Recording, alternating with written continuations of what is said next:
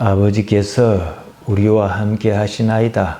종이 말씀을 준비는 하였습니다. 하오나 아버지께서 어찌하여 주시지 않는다면은 그저 울리는 꽹과리나 다를 것이 없을 것입니다. 아버지 하나님이여 말씀을 붙드시고 종을 붙드시고 우리의 심령을 붙드사 하나님의 영광을 밝히 드러내 주옵소서.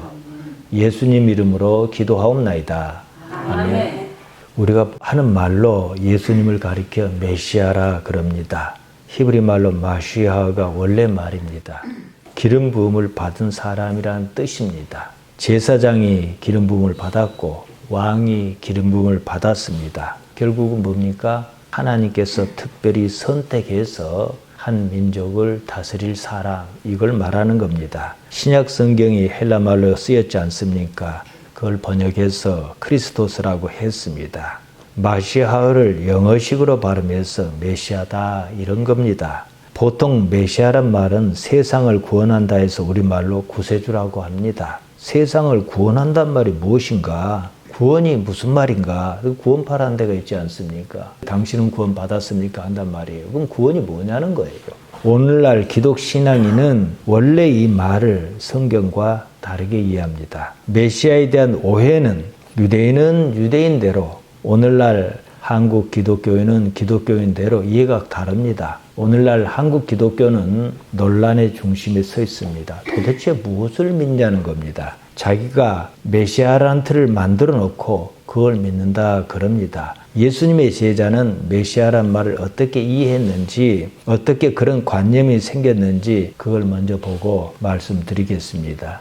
예수님의 제자는 3년 동안 예수님과 함께 했습니다. 함께 먹고 자고 놀라운 기적을 목격하고 말씀을 직접 들었습니다. 심지어 십자가의 죽음을 이기고 부활하신 예수님을 만났습니다. 그러나 그들이 부활하신 예수님께 던진 첫 번째 질문이 사도행전 1장 6절에 나옵니다. 주께서 이스라엘 나라를 회복하심이 이때니까? 제자는 예수님이 메시아라고 생각했습니다. 제자의 머릿속에는 여전히 예수님께서 로마의 압제에서 자기 민족을 구원하는 메시아라고 믿었다는 겁니다. 다윗의 왕국을 건설할 메시아라는 관념이 굳건히 자리 잡고 있었습니다. 부활이라고 하는 전무후무한 사건을 목도했습니다. 그조차도 그 틀을 깨뜨리지 못했다는 겁니다. 자기가 무엇을 믿는가 하는 것은요, 이처럼 견고합니다. 오늘날 우리는 어떠한가? 무엇을 믿는가? 이런 제자의 모습에서 우리 자신의 믿음이 무엇인가? 돌아봐야 합니다. 나는 무엇을 믿는가? 이 말입니다. 우리는 메시아에 대해 나의 문제를 해결해 주시는 분, 나의 성공을 보장해 주시는 분, 내가 원하는 것을 들어주시는 분,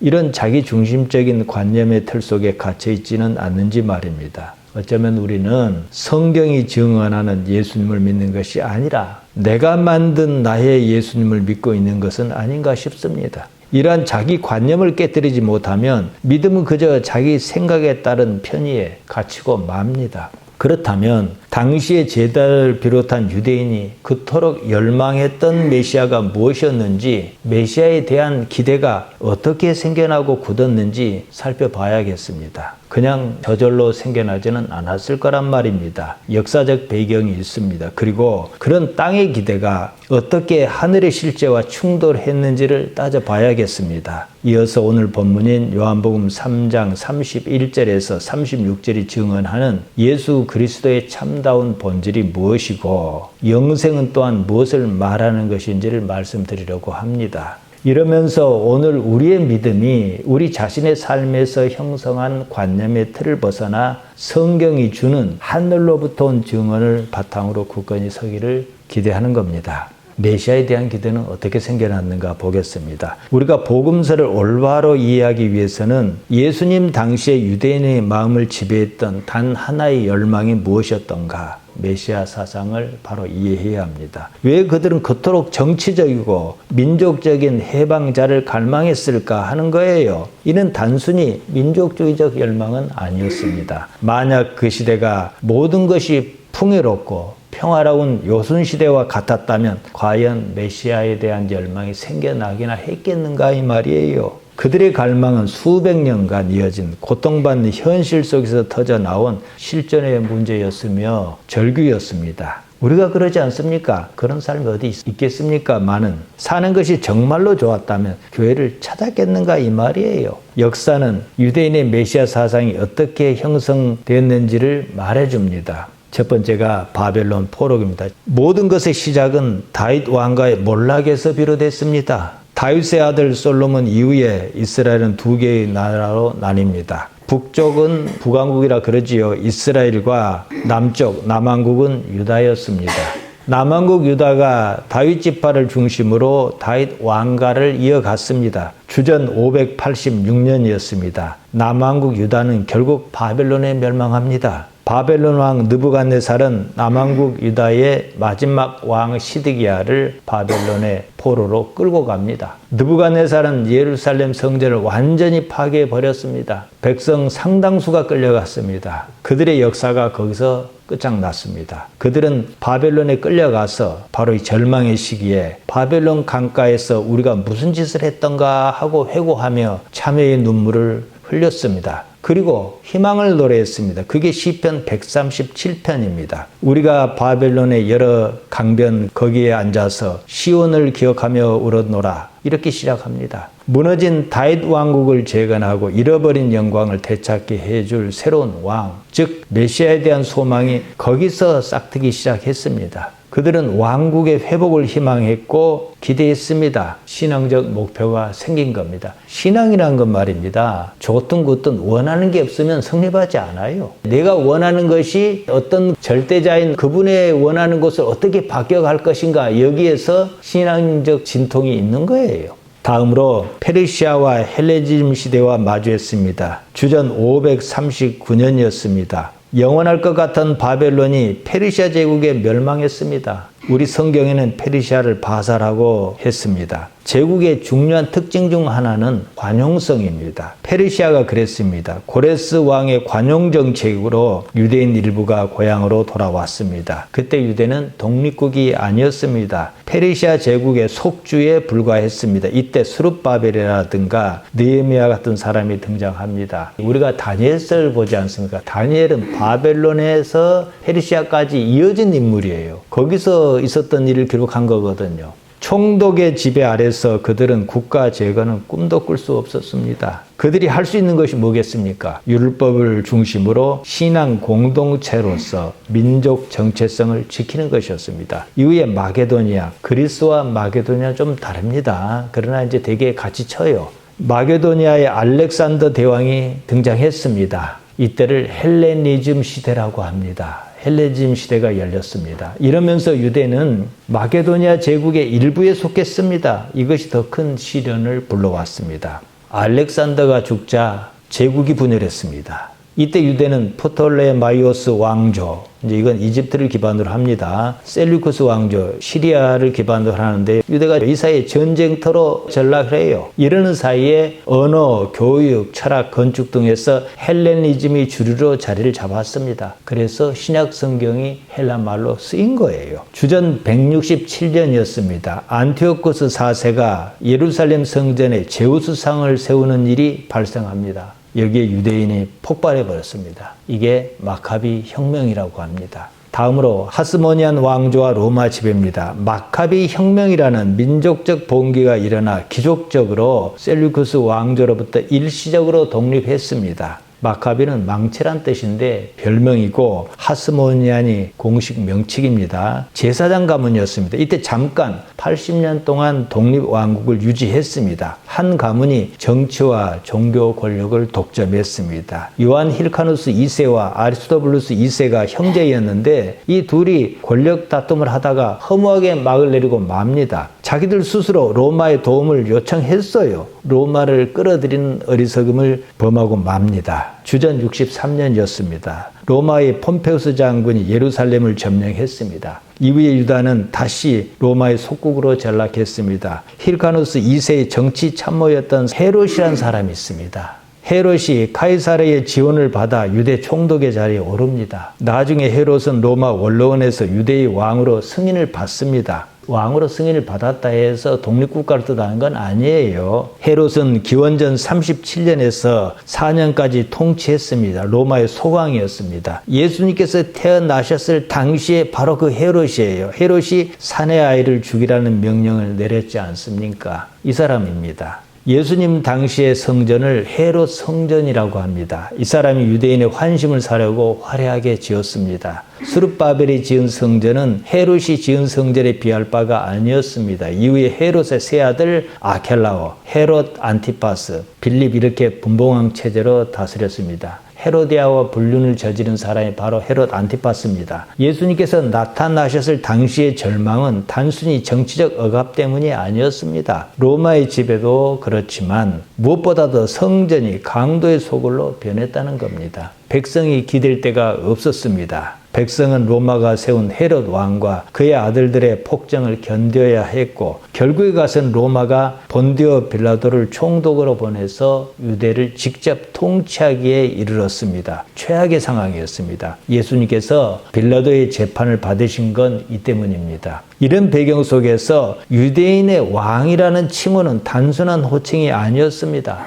로마 제국의 통치 질서에 정면으로 도전하는 가장 위험하고 정치적인 선언이었습니다. 예수님께서 십자가에 달리시지 않았습니까? 그 십자가 위에 무슨 죄를 저질렀는가 죄패가 쓰였단 말입니다. 거기에 유대인의 왕 나사렛 예수라고 쓰였습니다. 결코 우연한 일이 아니었습니다. 빌라도가 법정에서 물었습니다. 내가 유대인의 왕이냐? 이렇게 물었을 때 예수님께서도 부인하지 않으셨습니다. 이건 마태, 마가, 누가가 다 증언합니다.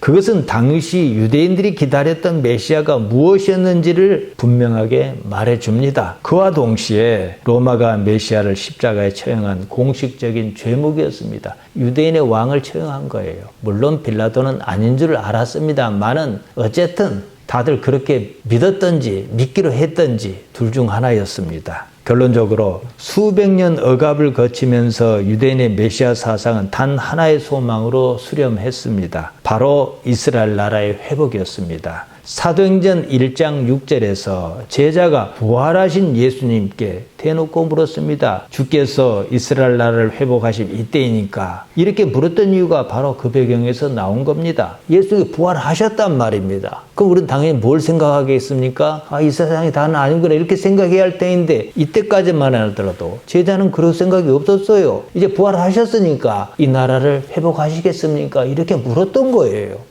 민족적 염원이 얼마나 견고했는지 모릅니다. 이걸 이해할 때 우리는 비로소 세례 요한의 고뇌와 제자의 오해가 단순한 불신앙이 아니라는 것, 시대적 한계였다는 사실을 알 수가 있습니다. 그리고 이 땅의 기대가 하늘의 실제와 어떻게 충돌하면서 새로운 시대를 열었는지 이해해야 해요. 땅의 기대와 하늘의 실제가 어떻게 달랐는지 오해와 전환의 순간이었습니다. 수백 년간 굳건하게 이루어진 정치적인 메시아에 대한 기대는 예수님의 등장 앞에서 거세게 흔들렸습니다. 깊은 오해를 낳았습니다. 그러나 바로 그 오해와 충돌 지점에 신앙의 위대한 전환이 시작했다는 겁니다. 그 전환의 중심에 있었던 세례 요한과 예수님의 제자를 통해 그 극적인 과정을 보려고 합니다. 세례 요한이 등장했습니다. 세례 요한은 구약시대의 가장 위대한 선지자였습니다. 동시에 그 한계를 드러냈습니다. 세례 요한은 광야에서 외치며 회개를 선포했습니다. 온 유대가 그에게로 몰려갔습니다. 사람들은 요한의 카리스마와 권위 있는 메시지 속에서 오랫동안 기다려온 메시아의 모습을 보았습니다. 그러나 요한은 단호히 말했습니다. 나는 그리스도가 아니다 그랬습니다. 다른 말로 뭡니까? 나는 이스라엘의 왕이 아니다 이거예요. 세례 요한이 나는 왕이 아니다 그럼 누가 왕이란 말이에요? 예수님이 왕이다 이거거든요. 그러면 세례 요한은 그 왕을 어떤 왕으로 믿었냐는 겁니다. 똑같았습니다.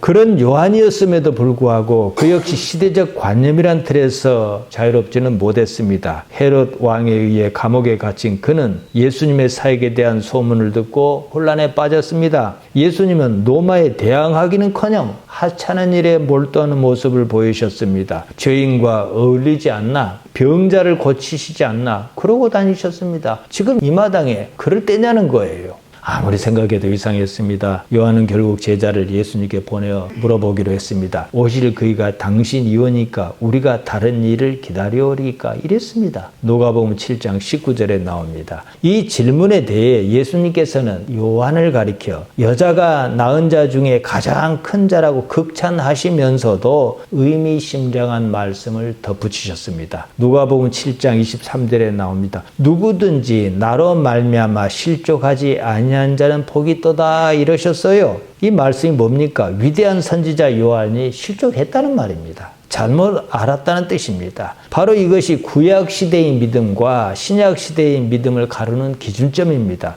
즉 땅의 왕국을 기대하는 믿음에서 하늘의 왕국을 이해하는 믿음으로 하나님 나라에 대한 인식의 전환이 이루어졌는가 이겁니다. 세례 요한은 그 경계선에 있던 가장 위대한 인물이었습니다. 드디어 제자가 변했습니다. 성령을 통한 극적인 변화였습니다. 예수님의 제자는 세례 요한보다 훨씬 더 가까이서 예수님을 경험했습니다. 그러나 그들 역시 생각은 똑같았다는 거예요. 제자는 예수님과 함께 먹고 자고 수많은 기적을 체험했습니다. 죽음에서 부활하신 예수님을 직접 만지기까지 했습니다. 요한복음 20장 27절에 보면은요, 도마는 예수님을 두고도 나는 도저히 못 믿겠다. 그래서 손가락으로 장에 찔린 자국을 만져보라. 그러니까 도마가 믿겠다 그랬거든요. 그랬음에도 그들의 관심은 여전히 이스라엘 나라의 회복이라는 정치적인 왕국에 머물러 있었습니다. 예수님께서 승천하셨습니다. 오순절날 그들이 성령 충만함을 받고 난 후에 모든 것이 변했습니다. 사도행전 2장 4절에 나옵니다. 이때부터 신약시대입니다. 이제서야 그들의 인식이 바뀌었습니다. 성령을 받았다는 건 단순히 어떤 신비한 능력을 경험했다는 게 아닙니다. 그것은 사실 나는 없다는 자기 인식이 생겼다는 겁니다. 이때부터 제자가 어떻게 살았습니까? 성령 체험으로 말미암아 철저한 자기 부인의 상태에 이르렀다는 것을 말합니다. 제가 그래서 마가복음 8장 34절에 나오는 예수님의 말씀을 자주 언급하는 거예요. 자기를 부인하고 이게 없으면 불가능한 겁니다. 말씀은 그때 들었지만 성령이 임함으로 비로소 자기 부인이 이루어졌다는 겁니다. 나의 경험, 나의 지식, 나의 기대를 판단의 기준으로 살던 이 세상의 삶은 끝났습니다. 사도 바울은 갈라디아서 5장 17절에서 이 상태를 명확히 설명합니다. 육체의 소욕은 영을 거스르고 영은 육체를 거스르나니 이 둘이 서로 대적하므로 너희가 원하는 것을 하지 못하게 하려 함이니라. 바울은 나의 존재 안에서 육체 사르크스와 영 푸뉴마가 서로 대적한다고 말했습니다. 우리 번역 성경은 영을 성령이라고 번역했는데 원문에는 푸뉴마 하기온 이게 없습니다. 그냥 영이라 나와 있습니다. 영이 내 안에서 역사하면서 나의 푸뉴마가 되살아난다는 겁니다. 그러면서 나의 육체가 요구하는 것이 무엇인지 알고 또 그걸 좋아하지 않기에 이르렀다는 거예요. 내가 영의 사람인가 육체의 사람인가 하는 것은 나의 요구가 무엇인가 그 요구의 속성을 아는 데서 비롯합니다. 육체가 무엇을 요구하는지를 내가 알면 나는 육체가 아닌 다른 존재라는 의식으로 넓어집니다. 그때 그 의식의 주체를 영이라고 해도 문제가 없다 이 말씀입니다. 성령을 체험한 이후에 제자는 삶을 바라보는 가치의 기준이 확 바뀌었습니다. 육체의 요구에서 영의 요구로 완전히 전환했습니다. 그제야 그들은 예수님께서 말씀하신 하나님의 나라가 이스라엘 나라가 아니었다는 사실, 영토와 주권의 문제가 아니라 하나님의 통치를 경험하는 영적 실제임을 깨닫기 시작했습니다. 이처럼 제자에게 임했던 극적인 인식의 전환은 오늘날 우리라고 해서 다르지 않다는 겁니다. 우리가 가진 땅의 기대를 내려놓고 하늘로부터 온 증언을 온전히 받아들이기 위해 우리는 무엇을 해야 하는가? 오늘 본문에서 보겠습니다. 하늘의 증언을 믿는다는 것이 무엇인지부터 보겠습니다. 요한복음 3장 31절에서 36절이 무엇을 말하는지 말입니다. 지금까지 우리는 메시아 사상이 생겨난 역사적 배경과 그것이 낳은 오해 그리고 성령을 통한 인식의 전환을 살펴봤습니다. 이 모든 배경을 바탕으로 이제 사도 요한이 기록한 세례 요한의 마지막 증언을 통해 예수 그리스도의 실체를 보고자 합니다. 예수님의 신성 즉 신적 신적 기원과 예수를 믿는다는 것의 본질적인 의미가 무엇인지 말입니다. 그리고 영생의 참다운 개념을 구절별로 보겠습니다. 31절과 32절입니다. 비교할 수 없는 기원과 증언입니다. 위로부터 오시는 이는 만물 위에 계시고 땅에서 난 이는 땅에 속하여 땅에 속한 것을 말하느니라. 하늘로부터 오시는 이는 만물 위에 계시나니 그가 친히 보고 들은 것을 증언하되 그의 증언을 받는 자가 없도다 그랬습니다. 본문은 예수님과 세상의 모든 인간 사이에 건널 수 없는 간격이 있다는 것을 말합니다. 위로부터 오시는 이 예수님입니다. 이 표현은 요한복음 3장 3절에 나오듯이 거듭남, 겟네데 아노덴과 같은 말입니다. 예수님의 기원이 하늘에 있다는 거예요. 즉 영으로 난 것임을 의미합니다. 땅에서 난 이 모든 인간입니다. 세례 요한을 포함한 모든 인간은 땅에 속해 있습니다. 육으로 났다 이겁니다. 따라서 아무리 위대한 지혜와 가르침이라 할지라도 결국은 땅의 한계를 벗어날 수 없다는 겁니다. 바로 이 때문에 신학은 예수님께서 동정리에서 탄생하셨느니 어쨌느니 한사코 그러는 겁니다. 논리상 꼭 그래야만 하기 때문입니다. 예수님께서 육체의 영향, 즉 땅의 기온으로부터 완전히 자유로운 분이셔야 한다는 신학적 논리의 필연적 기결이 그래서 그런 겁니다. 사실 한번 생각해 보십시오. 우리가 예수님께서 어떻게 탄생하셨든지 거기에 별로 영향을 받지 않습니다. 그랬다니까 그런가 보다 하는 정도입니다. 하지만 논리로 따지면 예수님도 땅에서 나셨고 우리도 땅에서 났다 그러면 예수님도 땅의 지배를 벗어날 수 없다는 뜻이 아니겠습니까? 이거 곤란하거든요. 그러니까 하늘로서 오신 이어야 한다는 겁니다. 이것이 사도 요한의 생각이고 신학적 논리입니다. 예수님의 증언, 마리티리아는 세상의 지식이나 철학과 다르다는 거예요. 차원이 다릅니다. 그것은 그분이 하늘에서 친히 보고 들은 것, 즉 신적인 실제 그 자체라는 거예요. 따라서 그의 증언은 세상의 어떤 가르침과도 비교할 수 없는 유일하고 절대적인 사실이다. 이 말을 하고 싶은 겁니다. 33절입니다. 그의 증언을 받는 자는 하나님께서 참되시다는 것을 인쳤느니라 그랬습니다. 인치단 말은 도장 찍는 걸 말해요. 예수님의 증언을 받아들인 행위가 곧 믿음이다 이 말입니다. 믿음은 하나님께서 참되시다 인치는 것, 곧 도장을 찍어 공증하는 행위와 같다는 거예요. 여기서 우리는 믿음이 무엇인지 그 본질을 발견합니다. 성경에서 믿음, 히브리 말로 에무나입니다. 우리가 아멘, 아멘 하잖아요. 기도할 때마다요. 어원이 같습니다. 아멘은 진실로, 참으로 이 뜻입니다. 사실입니다. 이 말이에요. 그래서 이걸 명사로 쓰면 에문이 사실이란 뜻입니다. 헬란 말로는 알레데이아입니다. 알레데이아를 되게 진리라고 번역하는데 무슨 종교적인 이치를 뜻하는 말이 아닙니다. 그냥 사실이에요. 그러므로 기독교의 믿음은 맹목적인 신념이 아닙니다. 그것은 하늘로부터 온 사실인 예수 그리스도의 증언을 나의 삶의 기초로 삼겠다. 예수님의 증언이 사실이다 이 말이에요. 하박국 2장 4절에서 하박국 선지자가 외쳤습니다. 의인은 그의 믿음으로 말미암아 살리라 그랬습니다. 이 말씀의 본래 의미가 바로 이겁니다. 34절과 35절입니다. 하나님께서 보내신 이는 하나님의 말씀을 하나니 이는 하나님께서 그 영을 한량없이 주심이니라. 아버지께서 아들을 사랑하사 만물을 다 그의 손에 주셨으니 이 구절은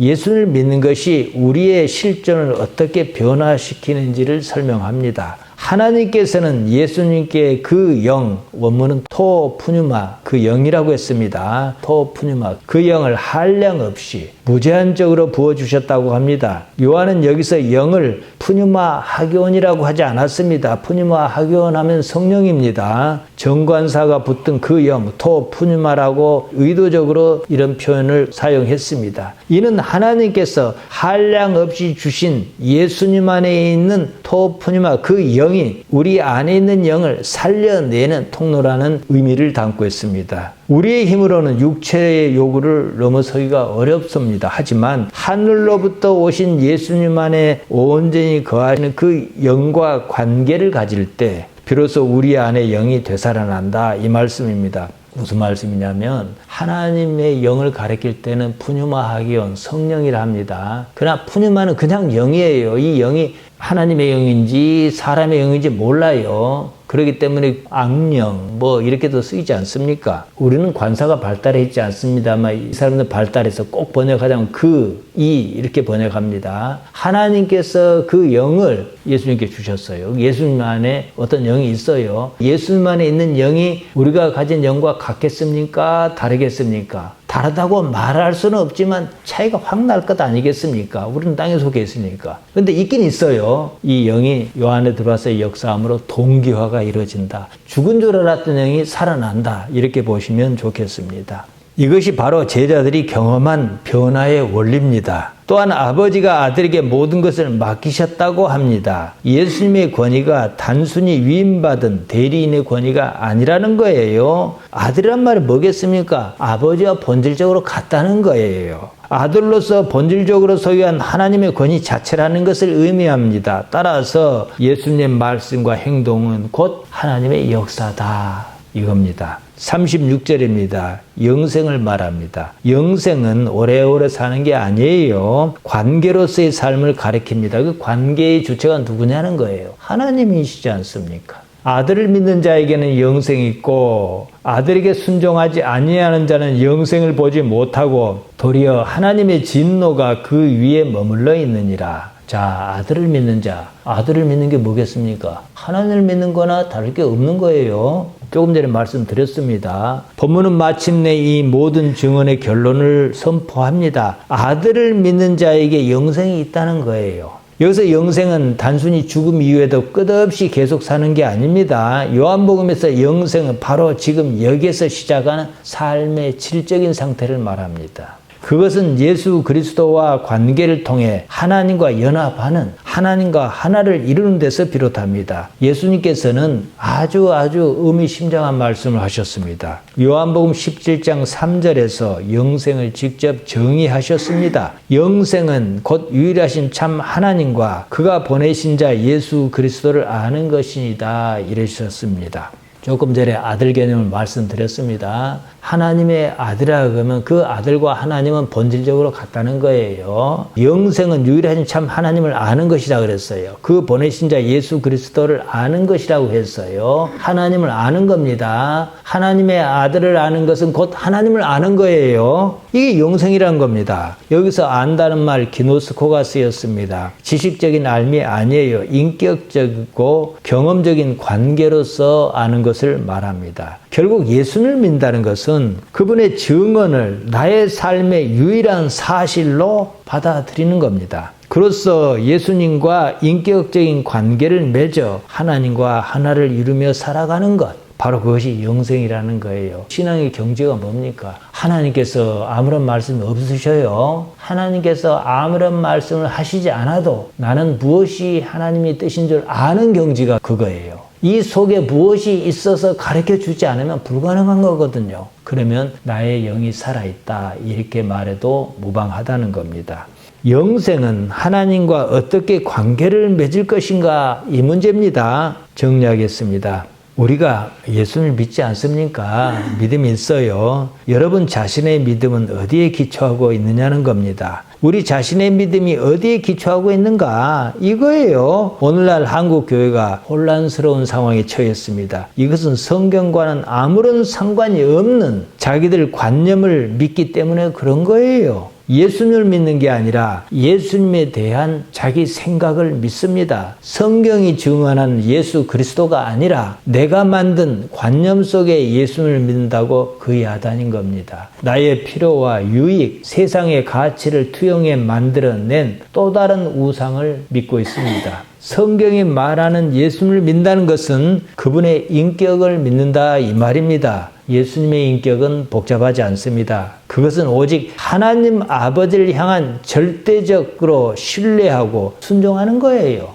이 단 하나의 가치로 일관한 삶이었습니다. 그분은 땅의 기대를 완전히 부수고 하늘의 증언으로 사셨습니다. 예수님께서 어떻게 사셨는지 그걸 믿는 게 믿음입니다. 우리가 예수를 믿는다 그럽니다. 예수님의 무엇을 믿는다는 것인지 이것부터 새로이 정리할 필요가 있습니다. 예수를 믿는다는 것은 궁극적으로 그분의 인격을 믿는 겁니다. 한 사람의 인격은 그가 무엇을 근거로 살았는가 이걸로 드러납니다. 예수님의 인격은 오직 하나님께서 아버지시다. 이 하나의 가치로 일관했습니다. 예수님에게 하나님 아버지 말고 또 뭐가 있습니까? 없어요. 당신의 목숨조차도 무시하셨습니다. 하나님이라는 가치를 포기할 수 없었기 때문에 말입니다. 우리가 지금 하나님을 어찌 생각해야 하는가 이겁니다. 따라서 예수를 믿는 것은 그분의 삶과 인격을 통해 드러난 하나님을 현실적으로 알고 관계하는 것으로 그 가운데 살아가는 것을 의미합니다. 하나님께서는 우리 아버지십니다. 이 말은 나의 출처가 하나님이란 뜻이에요. 비록 땅에서 났을지라도 우리는 이 육체의 요구를 무시할 능력이 있습니다. 믿지는 않아요. 그걸 따라갈 때는 있어도 의지하지는 않습니다. 다른 걸 의지합니다. 그렇다면 나는 비록 땅에서 났을지라도 결국은 겟레데 아노덴 하늘로부터 난 것이라 이 말이에요. 그걸 다른 말로 뭐라 합니까? 내 안에 영이 살아있다 이거예요. 이걸 여러분은 구분할 수 있습니다. 삶의 모든 것은요, 죽음으로 끝맺습니다. 부귀영화가 다 끝납니다. 부귀영화가 무엇의 부귀영화입니까? 육체의 부귀영화입니다. 끝나는 건 육체예요. 하나님께서는 영이시니 그 끝이 없습니다. 처음과 나중이 같습니다. 나 또한 이 삶에서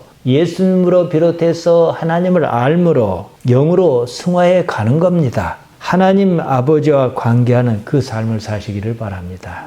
기도하십시다. 아버지 하나님, 우리가 여기까지 왔습니다. 여기서 끝낼 일이 아닌 줄 압니다. 영원으로 이어지기에 부족지 않도록 아버지와 관계하며 살 것입니다. 아버지 하나님, 오늘의 삶, 내일의 삶에 아버지께서 어떻게 우리와 관계하시는지 드러내 주옵소서. 아버지께서 그렇게 드러내 주시는 것을 우리가 깨어 알아차릴 수 있도록 우리의 영혼을 일깨워 주옵소서. 감사드리며 예수님 이름으로 기도하옵나이다.